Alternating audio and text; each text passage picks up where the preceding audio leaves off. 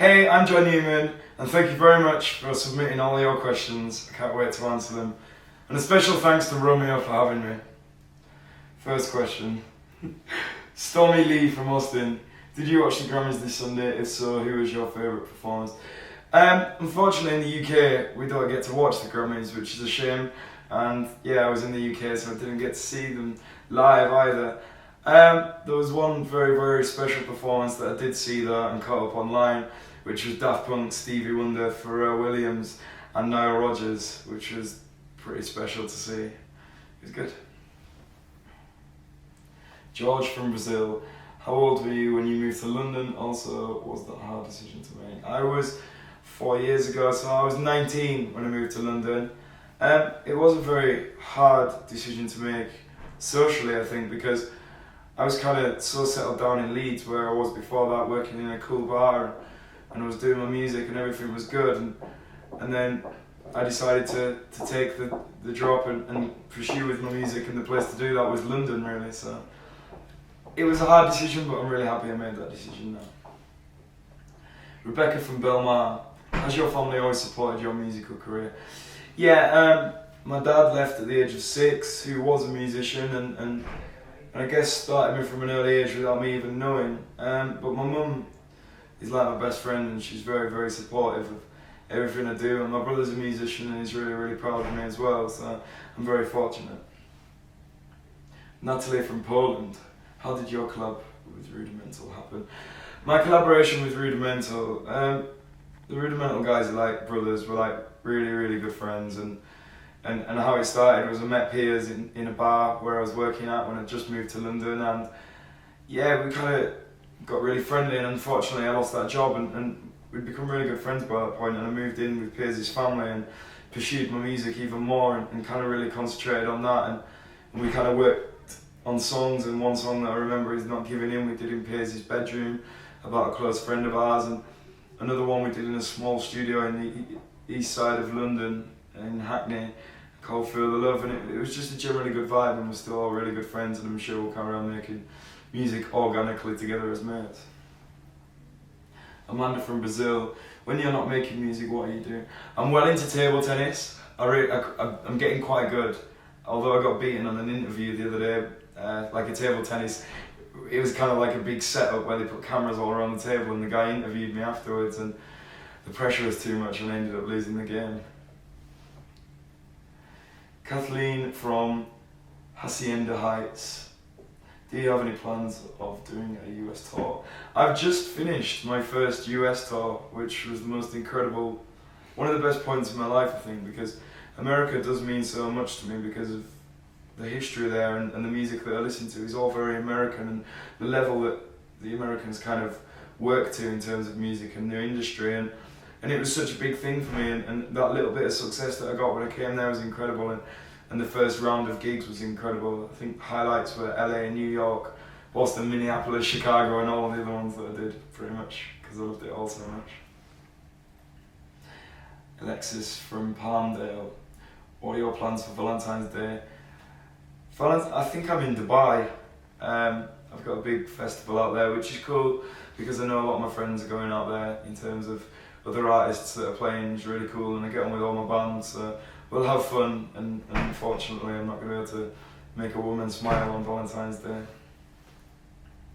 Kate from Poland. Do you consider home in America or in the UK? I live in London. Like I just said before, I've only just done my first American tour, but landing in LA did feel a little bit like home, even though it was the first time I've been there. Casey from Pittsburgh. Did you ever think your first solo album would become this popular? No chance. Like, I was making the album and I thought, yeah, it's cool, and I make music that I love, and that's what I do in the studio. I get a vibe going and I enjoy it, and I get attached to music and I love it, and I'm really proud of it.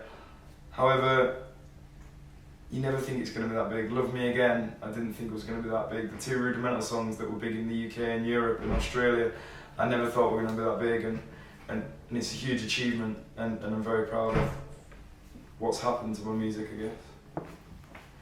Roxy from San Diego. Would you ever go on a date with a fan?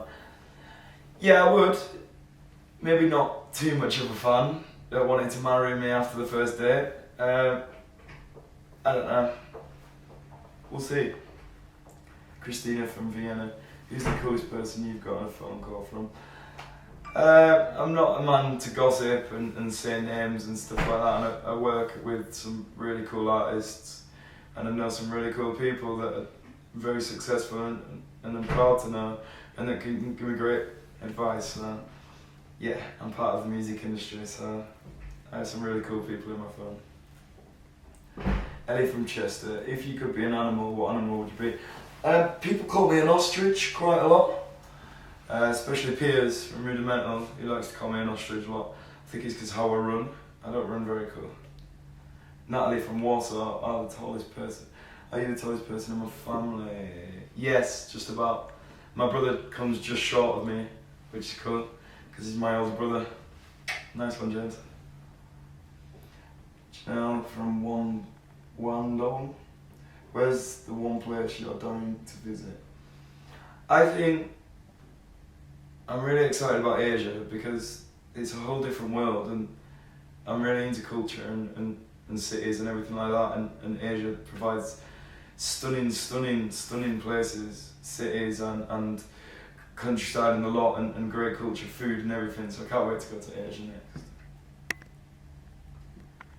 Chloe from Accrington. If you could collaborate with any artist, who would it be? Through making my album, I didn't really want to collaborate, because I wanted to be really proud if the album was successful. I wanted to be proud that that was my work and I'd done well, and if I were to put a big name on my album, I was scared that people bought into that big name, not me. But now I think, now I'm working the album and it's out there and it is my own material, I think I'm free to do collaborations, and there's some great people out there, and we'll see what comes around. Maria from Spain. What's the name of your first song you ever wrote? I don't really know. There was a song called How Does It Feel, and I remember that being about my dad. That was a very early song. And another song called Dawny, which was this woman's name in a pub where I used to do gigs, and she kind of said, write me a song now, and I thought I was all clever and improv the whole song about her. Anyway, it turned out to be quite good, so I kept playing it all the time. Samantha from Middletown. What would you be doing today if you weren't doing music? I was training to be a mechanic for quite a while. I think that was a way of me expressing creativity without, I don't know, the small town I grew up in was kind of a blanket of opportunity over my eyes, as in I couldn't foresee a future in music, so I had to get something that was almost like a realistic job, something that I knew was solid, and I guess that was being a mechanic, until I was very thankful of my brother telling me to go to music college, and fell in love with that after 2 months. Ilana from Leeds. If you could only have one album to listen to for the rest of your life, what would it be?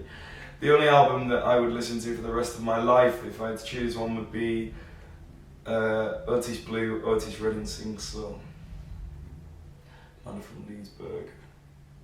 When's the last time you had a lazy day? I had a lazy day yesterday. It was incredible. I watched lots of films and chilled out on my sofa and ate pizza, and that was the first time I've done that in so long, and it was amazing. Sheila from Chigwell. Would you ever dye your hair pink? No. Ilana from Naples. What artist would you love to produce for? I don't know. I am a producer and love doing that, and it's a thing I often just sit in the studio and do, and maybe it's not for myself or it's for somebody else, or whatever happens to it, I just enjoy doing that. Some great people out there, and the likes of Adele, amazing. Bruno Mars, amazing. Emily Sandé, amazing.